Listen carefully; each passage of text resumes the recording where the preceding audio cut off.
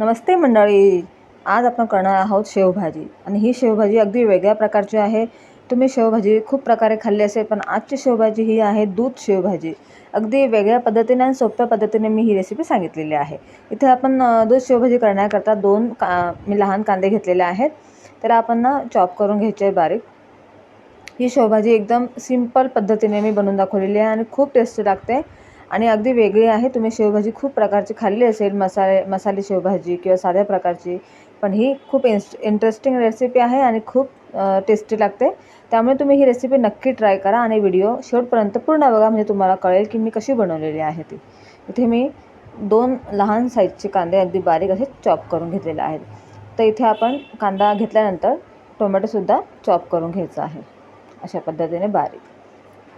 जास्त काही याच्यामध्ये साहित्य लागत नाही. अगदी कमी साहित्यामध्ये अगदी झटपट ही शेवभाजी तयार होते आणि टेस्टी तर खूपच लागते. इथे आपण 10 ते 12 लसूणच्या पाकळ्या घेतल्या, ते पण आपण बारीक अशा छान चॉप करून घ्यायच्या आहेत. बघा अशा प्रकारे. थोडा कढीपत्ता घेतलेला आहे मी इकडे आणि इथे गॅसवरती आपण कढई ठेवायची. आता आपण त्यात तेल टाकूया. आता इथे मी 2 ते 3 पळ्या तेल टाकते. आता आपण थोडंसं याच्यामध्ये बटर टाकणार आहोत. याच्यामुळे अगदी छान टेस्ट येते आणि अगदी ही हॉटेलसारखी लागते ही शेवभाजी. थोडं जिरं टाकूया याच्यामध्ये. मिरची टाकणार आहे मी इथे बारीक कापून. ह्या शेवभाजीमध्ये आपण मोहरी नाही वापरायची, फक्त जिरं टाकायचं याच्यामध्ये. 1 मिरची टाकते मी फक्त इथे. बाकीचे आपण लाल तिखट पण टाकणार आहोत. इथे थोडी कढीपत्त्याचे पानं ते टाकून घेतले आहेत मी. लसूण चिरलेला तो टाकूया आपण. कांदा पण टाकूया आणि आता कांदा आपण थोडासा लालसर कलरचा होऊ देऊया. टोमॅटो बारीक चिरलेला तो पण टाकून द्यायचा आहे आणि आपण सगळं व्यवस्थित मिक्स करून याला होऊ द्यायचं आहे. आता आपण थोडंसं मसाला टाकूया याच्यामध्ये. इथे मी लाल तिखट टाकते, धना पावडर टाकते मी 1 चमचा, पाव चमचा हळद पावडर, गरम मसाला थोडासा. आता हे सगळं आपण मिक्स करून घेऊया आणि याच्यामध्ये आपण टाकणार आहोत एव्हरेस्ट किचन किंग मसाला.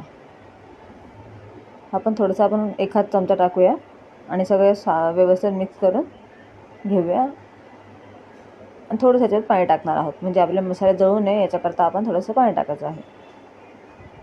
इथे आपण गरम पाण्याचा वापर करायचा आहे. इथे मी पाणी पहिलेच गरम करून घेतलं होतं.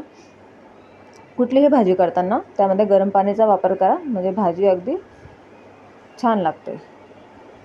थंड पाण्यामुळे भाजीची टेस्ट बिघडू शकते. तर थोडंसं आपण अजून पाणी टाकूया, म्हणजे साधारण मी अर्धा ग्लास पाणी टाकलं होतं आणि थोडंसं मीठ टाकूया चवीपुरतं आपण. आता इथे आपला मेन इन्ग्रेडियंट्स आलेला आहे, म्हणजे दूध. पाणी टाकल्यावरती थोडंसं आपण याच्यामध्ये म्हणजे 1 वाटी मी ते दूध टाकलेलं आहे. हे बघा, कारण की ही शेवभाजी आपण दुधामध्ये करतो आहे, तर थोडंसं पाणी टाकायचं आणि बाकीचं दूध टाकूया आपण याच्यामध्ये. चांगली उकळी आली आपल्या भाजीला की आपण लगेचच याच्यामध्ये शेव टाकणार आहोत. ही शेव भाजीची आहे आणि इतकी छान लागते ना ही भाजी, तुम्हाला काय सांगू, खूप टेस्टी लागते. म्हणजे तुमच्या घरातले सगळे लोक आवडीने खातील. तुम्ही नक्की ही रेसिपी ट्राय करून बघा. काहीतरी वेगळी अशी शेवची भाजी तुम्ही बनवून देऊ शकता. इथे मी थोडीशी फ्रेश मलाई होती, तर अशी फेटून याच्यात टाकणार आहोत. नंतर आपण गार्निशिंग करता मग थोडीशी राहू दे. बघा आता आपली भाजी झटपट तयार झालेली आहे. काही जास्त वेळ लागत नाही. अगदी झटपट सोप्या पद्धतीने कमीत कमी साहित्यामध्ये ही भाजी तयार होते आणि खूप टेस्टी लागते. तुम्ही याला भातासोबत किंवा चपातीसोबतसुद्धा खाऊ शकता. हे बघा आपली दूध शेवभाजी तयार झालेली आहे. थोडीशी याच्यावरती मी कसुरी मेथी टाकलेली आहे. अगदी दिसायला पण छान दिसते आणि चवीला तर भन्नाट लागते. अगदी हॉटेल स्टाईल. तुम्ही याला थोडी घट्टसुद्धा राहू देऊ शकतात, पण मी थोडीशी पातळ राहू दिलेली आहे.